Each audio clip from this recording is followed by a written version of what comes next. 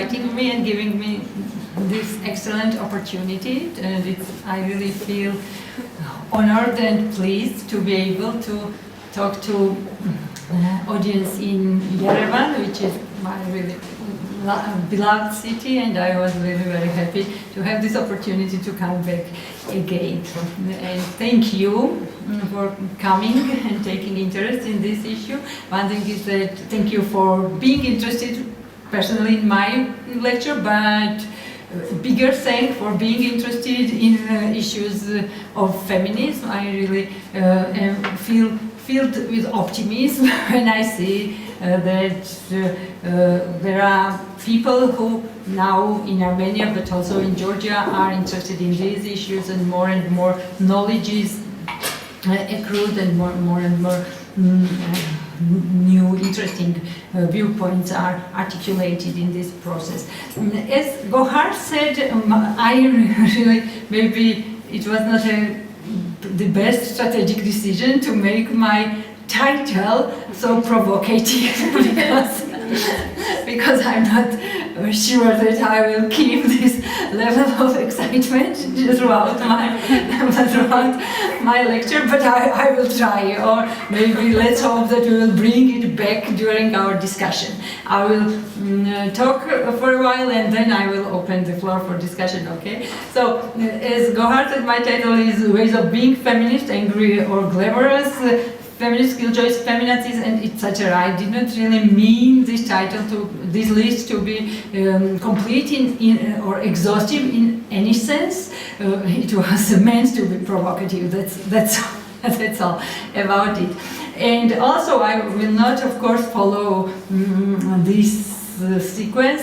The real topic of my today's talk is the question of diversity in feminism, which is an important issue for me, and I have been thinking about it for a long while, actually, ever since I have been engaged with feminist theory and feminist politics.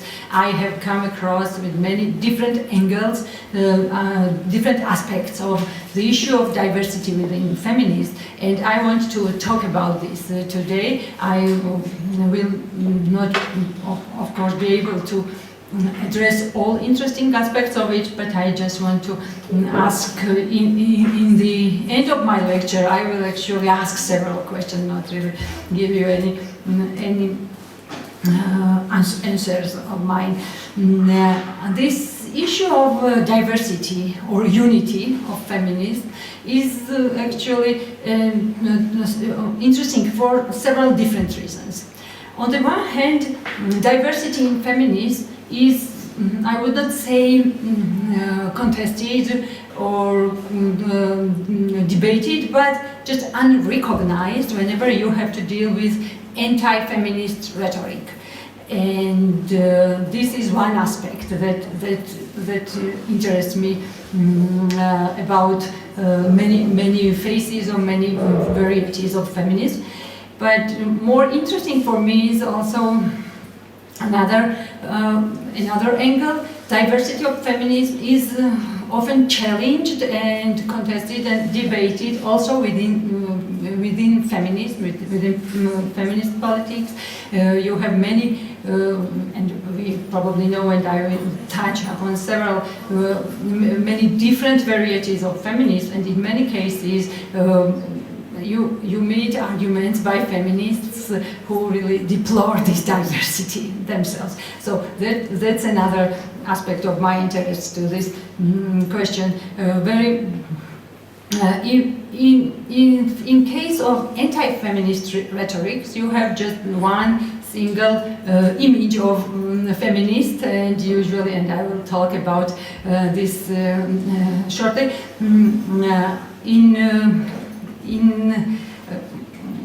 feminist debates about whether diversity is good, acceptable, or damaging politically, or somehow detrimental to feminist goals. In these debates, you very frequently have this notion of true feminist, and you have feminists accusing other parties in these debates as not really feminists, not true feminists. And an interesting point about these debates is that how feminism itself operates as a kind of normative concept. In this, when you have this issue of diversity addressed by feminists, feminism as a normative concept, by which I mean that it's something to be achieved. It's not enough to be self-proclaimed feminist, to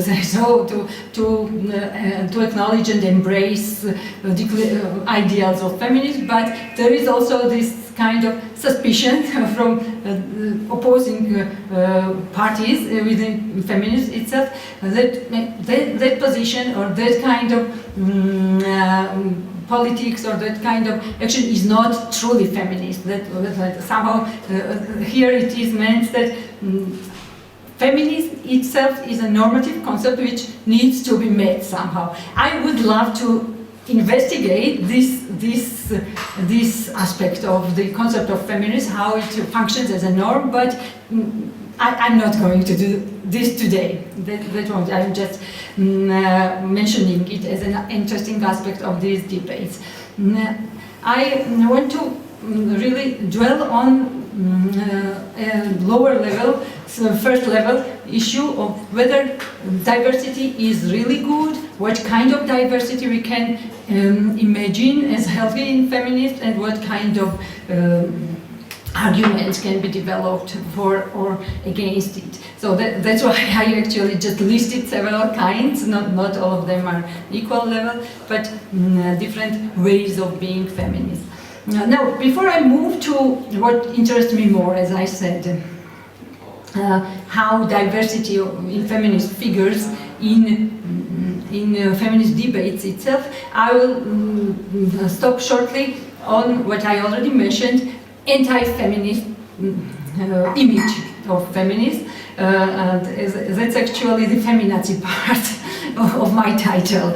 You know that's not surprisingly very beloved and widespread strategy of anti-feminist is to picture feminist as a monolithic position, and of course this or image of a feminist as something very well defined, clear, with very definite attributes, and of course those attributes are usually those that are most radical, I would say, but also presented in the least appealing ways. So again, what I want to stress here is, and to pay your attention to, is how unifying and consolidating feminists and reducing it to a single image of feminist functions in anti-feminist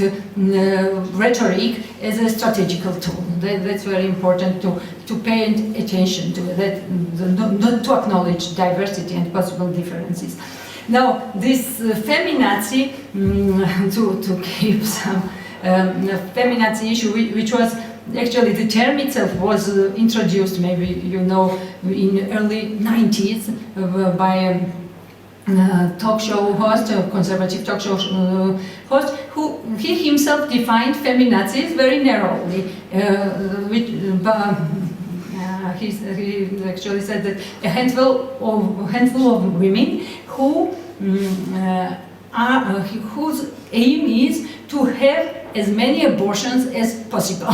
That was happening. That was his definition of feminazi, and he himself said that there are not so many feminazis actually, there may be several in the United States. So he did not mean really feminazi to be the feminist, right?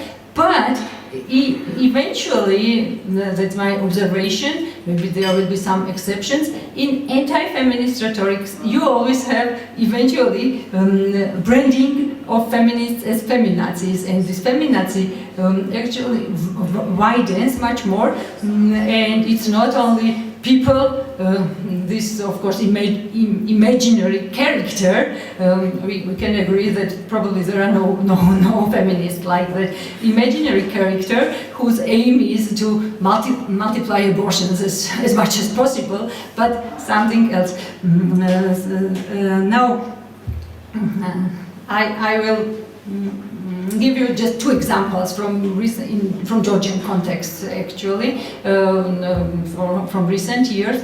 In one case, I remember there was a really hot debate about a TV show, actually promotional video for a TV show that was dedicated to fiction. Literature, and in this promo video, you had a man sitting immersed in reading a book, and behind there was a woman who was hanging herself. So the implied context was that the woman desperately in love with a man and unable to get attention because he prefers a book. So she was hanging herself, and she was using books as a prop to hang. So that's it. And when our feminists we were really furious about it and started criticizing this promotional video. Actually, they were immediately branded as feminazis. And actually, these accusations of feminazis here was that feminists are for introducing political correctness as law. They are for censorship. They are here to lead us to a war, meaning Nazism. But connection to their being against this situation because they are somehow personally unhappy, personally disadvantaged, and they want to change the situation in a way that will restrict freedom of people, joy of creativity, and all the things that people generally want. That's the underlying meaning there. Another interesting example for me of accusations of feminazi was an article when feminists started talking about the importance of consent in Georgian sexual consent in Georgian context. There was very soon actually an article by a woman, she is very vocal, anti-feminist now in Georgia, an article by her, and she insisted that this is feminazism, what feminists are saying, because they now want to have a society where we have no fun of sexual foreplay. If we have consent as a law, then we have no fun of sex. So she insisted, and actually the title of her article was "Women on the Verge of Boring or Dull Sex." But again, this can be why I really am bringing it. You can have lots of examples why I'm now waiting at this precious time to bring these examples is that how accusations of feminazis are actually connected to any disagreement with feminism, any particular point that feminism is making, and somebody is arguing against it, is actually is framed under branding feminists as feminazis. That's why I wanted, actually, of course I can give you lots of other examples how feminazi discourse functions in anti-feminist discourse. But now I won't continue much about feminazis. Maybe I hope I will come back to feminazi issue and the possibilities of actually appropriation of this image by feminists.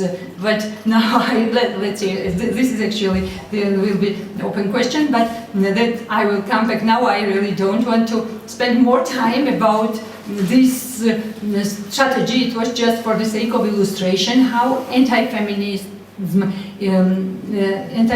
uses unified vision and particular picture of feminist as the single kind of feminist that there is in its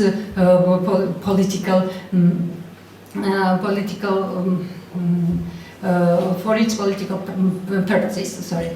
Now I want to move to the second aspect of diversity of feminism, which is more interesting, but also theoretically more complicated for me, which is issue of diversity of feminism within feminism itself. As I said in the beginning, it is a contested issue, and you have many cases when feminists are criticizing other feminists as not feminist because they don't agree with them. And again, as I said in the beginning, this implies some kind of unitary idea of feminism, very strict idea of feminism, and whatever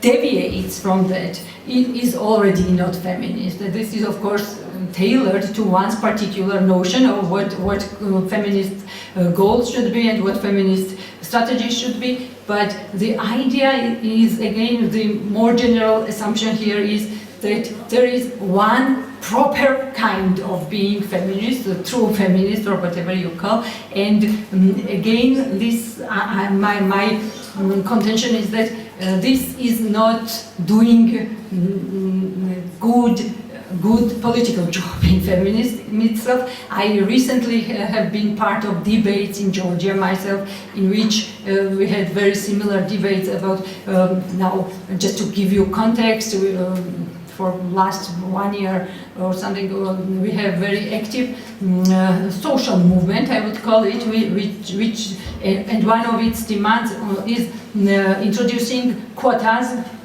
for political parties, and there are other groups of feminists who criticize this movement for not being truly feminist, calling mainstream feminist, this way of feminist, and again accusations are based on this, not just that this is not a good, what I want to stress here is that one thing is that of course there are debates of this feminism, that's the history of feminism. You have lots of different points of view, lots of different theories, and there is no single consensus on them. But one thing is just to keep these debates going on, and the other is to exclude the disagreeing parties from feminists and not feminists. This is based on a notion that there is this one unitary proper way, the single way of being feminist, and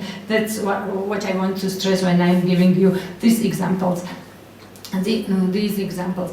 So actually what I gave you, and I will come back to this, our recent debates later or maybe during the discussion, but now I just want to remind you that these disagreements within feminism have very long history. You can hardly remember any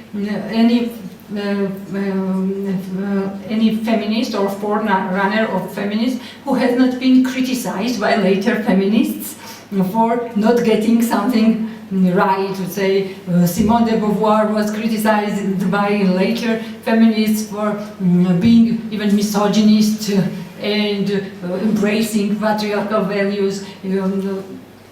Mary Wollstonecraft was criticized by many feminists for being liberal feminist and not addressing properly issues of class, right? So this is something that is fact, right? But another aspect sometimes that underlies these discussions is the idea that if you don't agree, if somebody didn't get right, it's not already feminist, it's not true feminist. That's what I want to highlight. That's why I want to stress diversity and the importance of diversity. So when I teach feminist philosophy, and so that's one of the courses which I teach, and I happen to teach many different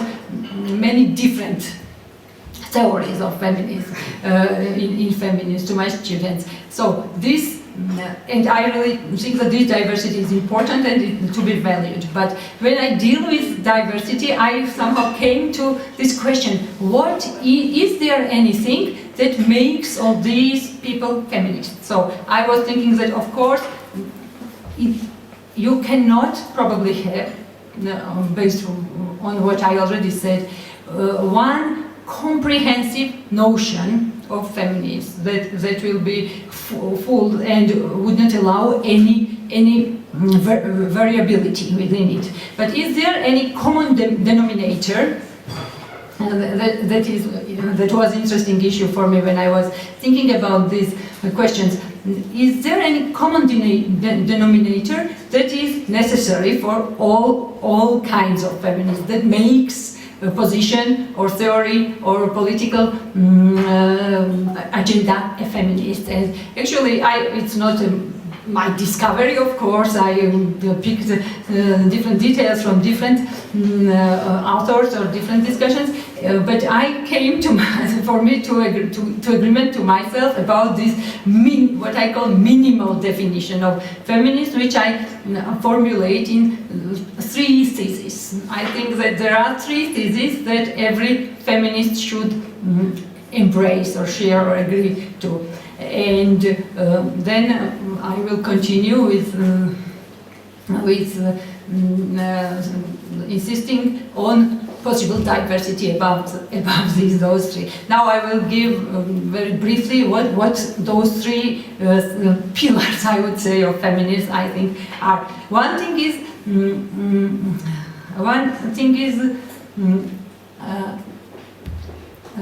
the thesis to the effect that women in most societies, or maybe in all societies that can be argued, are disadvantaged group. So women as women are underprivileged. They are not given some opportunities that men enjoy. So you can formulate this thesis in many different ways, but one central thesis, which I call this is factual thesis, that is descriptive thesis, is that our societies are organized in such a way that women are not equal to men. Something that all feminists, I think, have to acknowledge. Of course, this inequality will vary, and in the history of feminist thought, you have many discussions about how you cannot really have one single notion of patriarchy that works everywhere. Of course, those gender systems, gender inequality systems are different in many different societies, and they also work differently in relation to other significant differences. Say how women of different classes are disadvantaged will be different if you look at, or in some societies, sometimes our society believes itself not to be affected with this problem, but I'm not so sure. But say in some North American societies, how women of color and women of white women will be affected by those gender inequalities will be, of course, different. By stating that women as a group are disadvantaged, I don't mean that this is one universal form of the situation, but within societies it will be different, but also amongst, across societies it will be different, of course. But again, the main, central thesis, first thesis, which I call descriptive or factual, is that in most or all societies women are disadvantaged. I'm sorry. Now, before I move to the second one, I want to pay your attention to one interesting point about this thesis. Actually, if you look at the history of feminist thought, earlier feminists really did not have to bother to prove this thesis. So in the 19th century or in the 18th century, it was obvious, it was on the surface, right? That women had lesser rights, lesser power, lesser or no access to property, no access to education. Yeah, this was blatantly obvious, and so if the issue of contention in earlier feminist debates was actually what I will now specify as second and third thesis, how it came about and whether it should be like this, right? But it was not really something that anybody would deny, that women had lesser opportunities and were deprived of opportunities.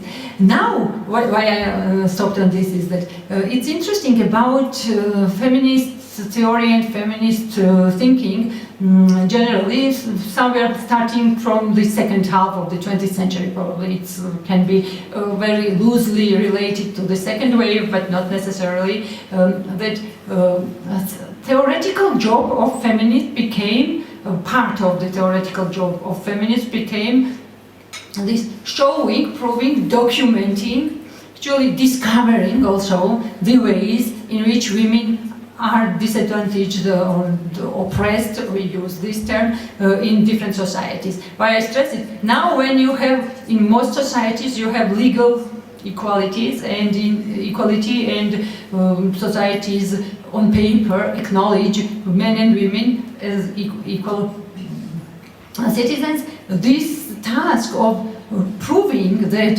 societies are still unequal across gender lines has become contested. Many anti-feminists would deny just that there is no inequality, real inequality across gender lines. So this has become, this first thesis became actually harder to prove, not harder, I would put it in my,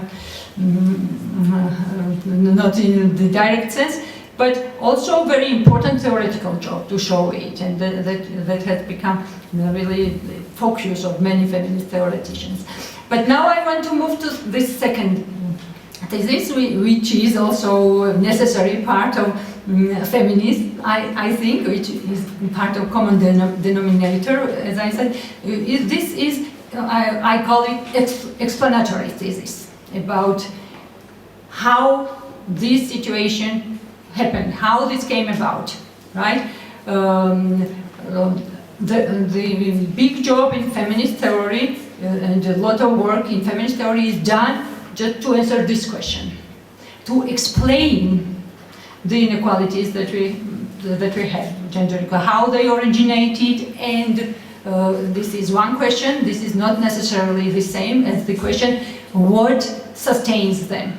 How these inequalities are sustained? What are mechanisms that account for their emergence, but also their enduring existence? This is a second big question of feminist theory, but the second thesis, now I call whatever the answer of feminism, of a feminist, will be to this question. One important thing should be shared. I think that this is the notion that these inequalities are not destiny in any sense, that they are not a necessity of any kind, being it a diving deliberation or biological circumstances or psychological or anthropological. This is something that has to be, I think, admitted by all feminists, that inequalities are there, they are persistent, they are almost universal, but they are not necessary, they are contingent results of existing power hierarchies and power structures. That why I am stressing this second, the central thesis of feminism is that if you don't have this answer to the question how and where from, then you have no way to think of possibility of change. That is when I'm stressing this importance of acknowledging contingency and not necessity of existing inequalities, is that this is the way to allow theoretically even possibility of a different kind of society. Because if you, of course, think that existing inequalities were necessitated by something that we cannot change, then of course feminist politics is already finished by this. Now, in this respect, again, one big foe in nowadays, for today's feminism is again biological determinism that keeps resurfacing in many different forms and different guises. But again, it's still, when you look at literature about gender issues, you still find forms of biological determinism sometimes disguised in something different, again, as accounting for existing differences. They would call it those not inequalities but differences that actually rationalize and justify existing differences, and actually want to prove that it's impossible to be otherwise. It's impossible to have a better fare. So the second thesis, again, as I call it, explanatory, is the notion that whatever inequalities we have can be changed. That whatever are their causes are reversible. That's what I want. Again, you will have, and we do have, really gamut of the answers. What are those causes? What are those mechanisms that those gender inequalities are sustained by? You have psychological explanations. You have that somehow base their explanations on envy of men for not being able to produce children or whatever. You have also explanations that base origins of inequalities on reproductive rights, which is actually in some forms it then merges with biological determinism, which I mentioned. You have anthropological explanations how everything came about, say Gail Rubin and other feminists who have theories of how this inequality came about based on their theories of elementary structures of primordial societies.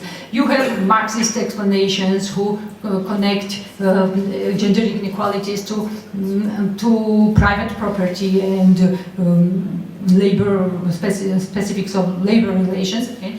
But there, it's important that in real feminist answers, I'm insisting, you have theories that really explain these as not irreversible causes that could be called destinies, to say so. And now the third is important for my definition of feminist is a normative one. After you have this factual thesis that there is an inequality, and you have second thesis explanatory that this inequality is a contingent cause of power structures, then you have a normative thesis that it ought to be changed. Without this third normative thesis, you don't have feminism. If the second thesis can be understood as stating that this can be changed, this still doesn't mean that it ought to be changed. And this third thesis is a simpler one, that if it can be changed, it ought to be changed. That's what I mean by this normative character of this third thesis. Actually, I actually spent more time than I thought I would on explaining what really constitutes for me core of feminism. If a position, standpoint, theory, or political agenda complies with these three, I think it is already feminist. But these three theses actually allow huge space for variability in theories, in discussions of what are best strategies, what are best tactics for achieving feminist goals. That is, for changing the situation towards a more equitable societies. In this respect, actually, come now other kinds of feminist characters that I had in my title. We have angry feminists. Usually they are second wave radical feminists, are typical prototypes of angry feminists whose discontent is translated into anger with existing societies. You have separatist feminists, which I did not mention in my title, who sees ways, the only way of fighting against patriarchy to be separate from men. You have liberal feminists who Amazons were separatists, yeah? Actually, to be honest, I don't know much about Amazons are feminists. Yeah. Amazons are usually pictured as prototypes of separatist feminists, but I don't know anything about actual theories of Amazons. Probably they didn't have. Right? Therefore, I'm not really able to answer this. But we can think of them as grandmothers of separatist feminists, if you like. Why not? Why not? Now, again, I could continue listing these possible varieties within feminism. You have, and I will come back to some of them, not all of them. So, how much time do I have still? But there is 15 minutes. Yeah, okay. But there is one important debate or issue of contention in feminism, which I find most interesting. Yes, I forgot to mention the lipstick feminists or glamorous feminists who have been criticized by many other feminists and are still being criticized, but again, many would argue that this is the way of embracing our femininity, this is the way of going on being with women, but also fighting for feminists. Now, I really don't want to go in details about those differences, but I want to, in remaining time, highlight one big difference, which is important for me, which is again the difference between, as it's sometimes framed, between angry feminists and what sometimes is called power feminists. And recently, actually, there were two interesting examples of what I called power feminists. One was this book that was published in 2003, maybe you know, Leaning, Women Work and the Will to Lead, which was written by Sheryl Sandberg, who is Chief Operating Officer of Facebook, and a journalist and scholar, which was criticized by many other feminists. And the idea was of feminism as women occupying higher power positions in the existing structure of society. Actually, it was about women being strong, being as strong as men, and doing things as well as men do. Let's call it like this. And another example of this kind of, not exactly that, but I would group it on the same side, it was a recent I read it in Politico, which is conservative issue, about Carly Fiorina, which is a presidential candidate in the USA, who actually started posing as a feminist. That's interesting that they have this female presidential candidate who declared herself to be feminist, which is which would really surprise everybody, probably surprise everybody for several years ago, that conservative candidate who is framing herself as a feminist. But now what she says is interesting, that she is embracing and promoting equity feminism, which is for equality of men and women, but which, I will read this, equity feminism does not view men and women as opposing tribes, and then the theories of patriarchal oppression are not among its founding tablets. That's what she says. So equity feminism is a feminist which does not really care if there is an inequality or how those inequalities are sustained and how they function, right? So now actually these two examples I gave you is what I call, I don't know whether this would be an accurate term, power feminism, and on the other hand, and one interesting part of this power feminist rhetoric is criticizing most of other feminists as bitter, as this Fiorina herself says, that they are moaning feminists about their this underprivileged situation. And so why I'm introducing now this citing, there are many other points to cite about this, but that again, on the one hand you have feminists that can be described as positive, oriented at achievement, and on the other hand they are isolating, distancing themselves in trends of feminists that stress and put emphasis on anger or on discontent, on women's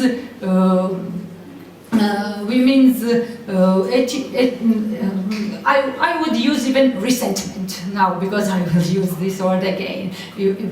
So this is not, I did not really have to cite these two people. It's much older, actually, idea when dealing with feminism and thinking about feminism and gender inequality issues, the idea that somehow women have to struggle for equality or for liberation or whatever you want to call it, without being angry. They have to free themselves from anger. They have to free themselves from, and in many cases you have formulations like they have to free themselves from identifying themselves as women in order not to be angry. And that's the way of liberating. That's the actually underlying assumption in these, what I call rhetorics of power feminists. Actually, now I want to remind you, maybe you know, not necessarily yourself from your constraints is a very powerful, has proved to be a powerful idea, and it resurfaces again and again in contemporary feminist debates again. So now I want to address this topic and this issue. So I actually connected realizing one's being woman and being angry at being disadvantaged together. It's very much figures does the same job in writings about how to be the right sort of feminist. And now I really want to, I'm moving now to the next point of my talk. This is it really true that anger is doing bad job? Is it really true that anger, or can we call it resentment, which is tied to being aware of one's own sex in Virginia Woolf's terms, is something that is doing a bad job to feminists, or is something that we could conceptualize differently. So, and actually, I will reveal from the start, I'm for anger. I really don't. But we can talk about that during the discussion time. Right? What I want to now stress about these sentiments against anger. So sometimes it's put as not anger but resentment, right? Which is a more negative word in many writings. I'm now remembering Wendy Brown, which is very interesting for me, interesting theoretician for me. She also has some problems with resentment, anger as the basis for politics. But what I want to pay your attention to about this uneasiness with anger at unfair situations is the idea that you are angry because you are personally affected with unfairness of the society. I believe that whenever people think about anger as something that holds us back, they are forgetting one important thing about anger, that you can be angry about unfairness, even if it does not really affect you personally. Anger for gender inequality is not for women only, let's say. Being angry about unfairness or injustice that is going in this society or that society does not have to be anger of somebody who is directly affected by that eventually. And by this I don't really mean that of course we are eventually, all of us are affected by injustices that is going in our societies, but I mean something more direct. That I am now remembering one of my most beloved philosophers who has nothing to do with feminists and even has many things, written many things that are really anathema for feminists. David Hume, who was 18th century Scottish philosopher, but he has what I want to take from him is his idea about indignation, that is about moral disapproval of something, as opposed to other kinds of disapproval, as the attitude that is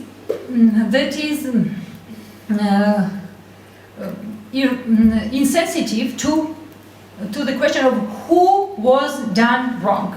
So Hume says that moral indignation, unlike other kinds of disapprovals, is the one that it does not really matter when I dislike some action, whether it was done to me or done to somebody else or done 20 centuries ago to somebody with whom I have no connection. This is the anger, I now translate it, or resentment.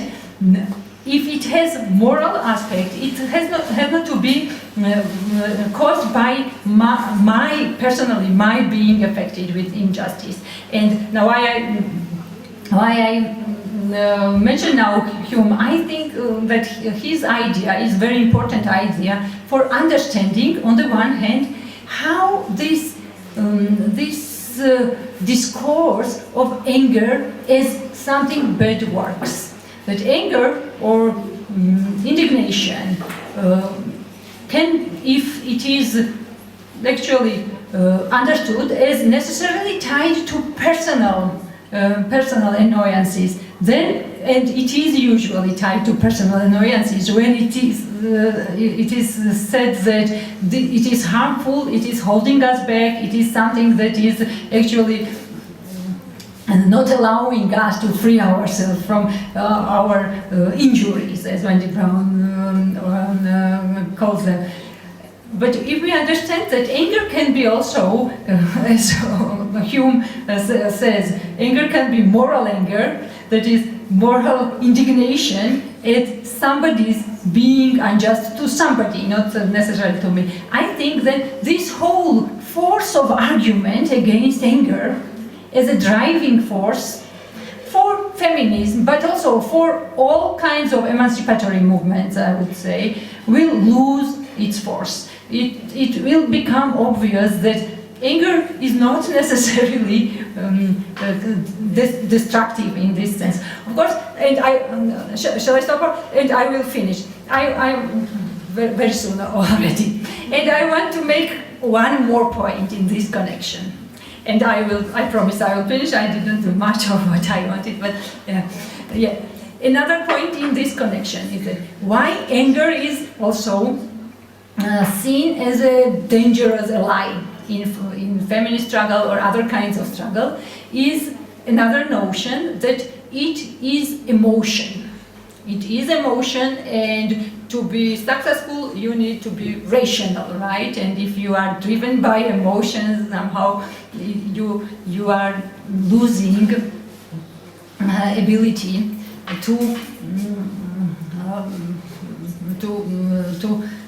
you are just reactive then, and you are resenting, but not in the position to overcome your situation. Now this opposition of emotion and reason or ratio has been a big issue and has been contested many times by feminist theories as actually in one more construct that was used effectively by patriarchy to subdue and subjugate women, because women were announced as irrational, emotional beings, and men as rational. It has very old roots. But now, I said that, but now I want to you that I'm for rational. I'm rationalist personally. I'm for reasons.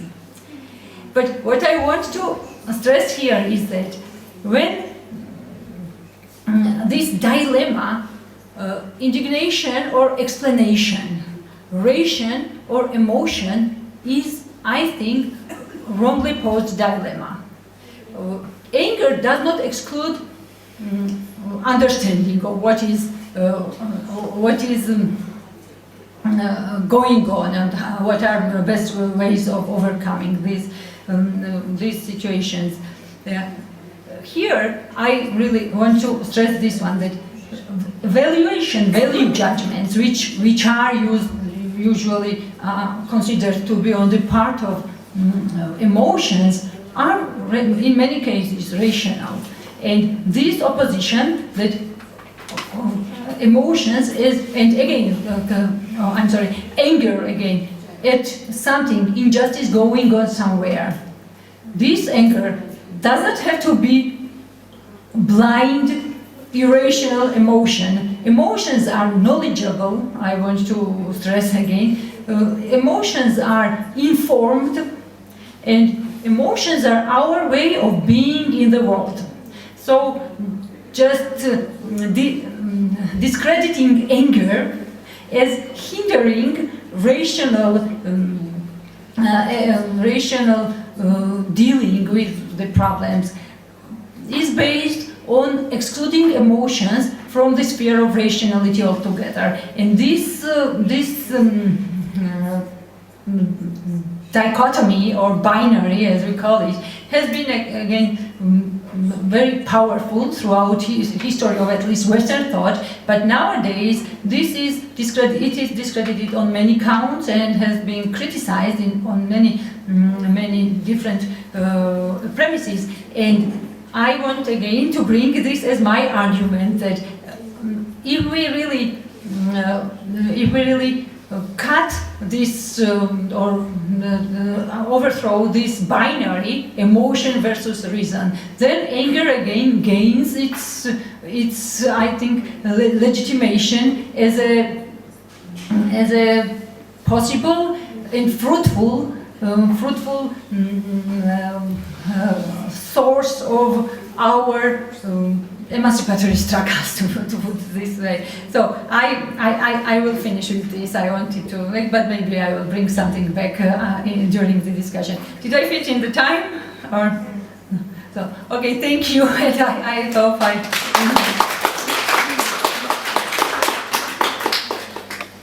Work on emotions, so it's yeah. Okay, so we have a question here and then. Okay, thank you very much.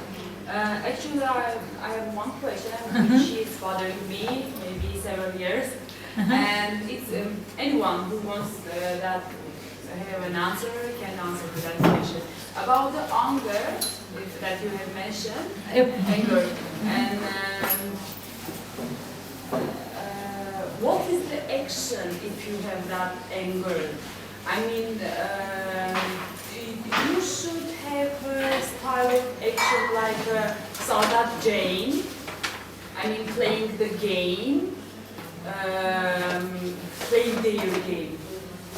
Or you should have your own game to stay feminine and to stay feminine, or just to become one of them, one of the men. I mean, that is the question which I just seeking the answer many years. If you have that anger, so what is the action? So, if you are angry, whether it's is it possible? We have that anger, we have that problem. We are not accepted to their game. You all remember the Sadat Jane? Yes, it's a movie. She just had to cut her hair and become a man to be accepted in the man world. My just question is, what is your action? I mean, anyone, just opinion. Yeah. Should we stay feminine to fight for our rights, or to become one of the men? Men style women, powerful women, just to be accepted. Shall I take questions and then answer, or shall we keep discussion? Like probably for discussion, I guess it will be better if I address this and then move. Right? Is that? Yeah. Actually, and of course, I would also love to hear others also replies to. Thank you for this question. If I understood correctly. Simply, I find it hard to connect with anger. That this is very big, old issue in feminists. Whether what is really our aim, to become like men, or to be able to be women and be equal, right? That's actually there was this big difference in second wave feminism between culture, what is called sometimes cultural feminism versus equality feminists. So equality feminists, or sometimes cultural feminists, were called difference feminists. Those feminists, mainly in second wave, that really stress the importance of being able to be women. They have been criticized later for being essentialists, for thinking of there being some kind of essential woman, which is to be a woman. And the problem with this essentialist cultural feminism is that it is itself exclusionary. If you have the idea that there is something like to be feminine, then you exclude lots of women from being women, because you really cannot have the idea that all women are feminine, or that all women have to be. So if you define women by femininity or whatever attributes you ascribe to women, essential attributes, you build a theory that is exclusionary itself. So that's the problem with stressing femininity and stressing difference in that sense. But that's the theoretical answer. But on the other hand, if you ask that, okay, I myself feel like feminine, I want to be feminine, and I'm now playing by this in the game of patriarchy, or if on the other hand, if I do start playing with men's rules again. Do I play in the patriarchy? This is a big old issue. Again, one thing, I think, let's not take feminine, whatever this means, as an essential attribute of being woman, right? As defining woman. That's very important to not to slip into this direction. Otherwise, of course, I mentioned later this whole lipstick feminists or glamorous feminists. Women, it was big. In late 80s and 90s probably was the most period when this version of feminist became more prominent. Feminists who say that no struggle against patriarchy and our attempt at achieving a more equitable society does not have to force us to lose our whatever ourselves as women, right? That was your question. So it's again, if it's choice, of course, feminism is Bell Hooks says it. Feminism is for everybody, right? Not only for women, but also for all. But absolutely for all kinds of women. Of course, if you say that for being feminine, I'm penalized, I'm not allowed in structures, a better system should get it right? And nobody should be penalized for choosing being feminine or just happening to be feminine. But it's of course... but it is really dangerous not to be feminine, but to adopt the behavior